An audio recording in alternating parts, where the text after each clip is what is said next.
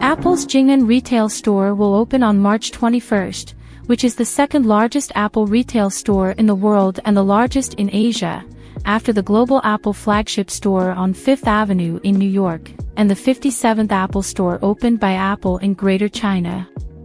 The day before Apple's Jing'an retail store was set to open, Apple CEO Tim Cook launched a fancy marketing in Shanghai.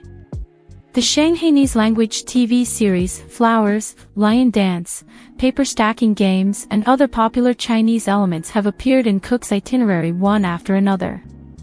In addition, Cook also approached a number of Apple suppliers, including BYD, and said that there is nothing more important to Apple's supply chain than China.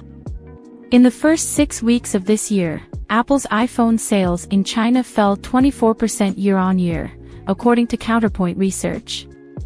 Apple's revenue in Greater China fell nearly 13% year-on-year in the first fiscal quarter, and how to revive the Chinese market will continue to be a topic that Cook can't avoid. Fancy marketing itinerary. On March 20th, an entry for Apple CEO Tim Cook and actor Zheng Kai rushed to the hot search on Weibo early. Cook said on Weibo that he walked with Zheng Kai on the bund this morning and enjoyed a traditional Shanghai breakfast. It's always a joy to be back in this extraordinary city. In the Shanghainese TV series Flowers, Zheng Kai, who plays the role of pure love warrior Wei Zong, has won many fans, and this cooperation is also regarded as one of the localized marketing strategies of Cook's trip to Shanghai. Since then, Cook has shown a strong desire for the Chinese market in his one-day trip. The first financial reporter combed through his itinerary and found that Cook visited director Lu Mo's studio and watched a film and television work that will be released soon, the theme of which is about a girl chasing the dream of lion dance. Lion dance is an excellent folk art in China, and it is used by the folk to cheer up every festival or rally celebration. In the photo that Cook publicly posted on Weibo, the giant red lion's head is the most eye-catching protagonist. From storyboarding on an iPad, to shooting on an iPhone 15 Pro Max to editing clips on a MacBook Pro, Cook said it's great to see how their film crew uses Apple products at every step of their creation. In addition to showcasing the Chinese element on Weibo, Cook also approached a number of local Chinese companies on the same day. Paper games have also become one of Cook's fan activities. Cook posted a photo with founder Yao Runhao on Weibo. Cook's Weibo received a large number of fans to watch and leave messages, and some fans said that they were looking forward to the Vision Pro version of paper games.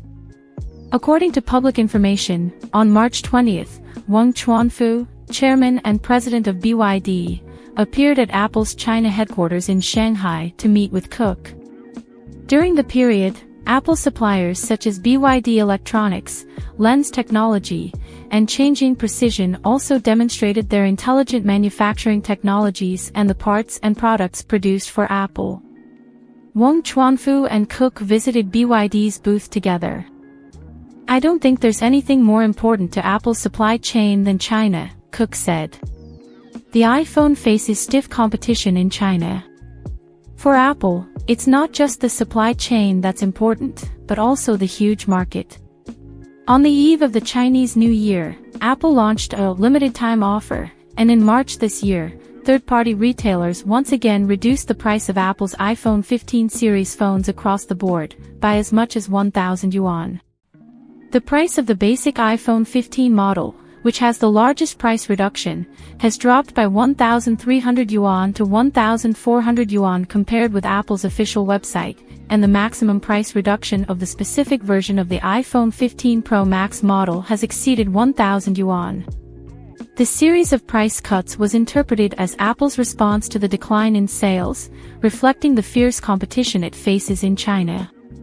On March 5th, data from market research agency Counterpoint Research showed that in the first 6 weeks of this year, Apple's iPhone sales in China fell by 24% year-on-year, ranking fourth among Chinese smartphone suppliers, and its market share fell from 19% in 2023 to 15.7%.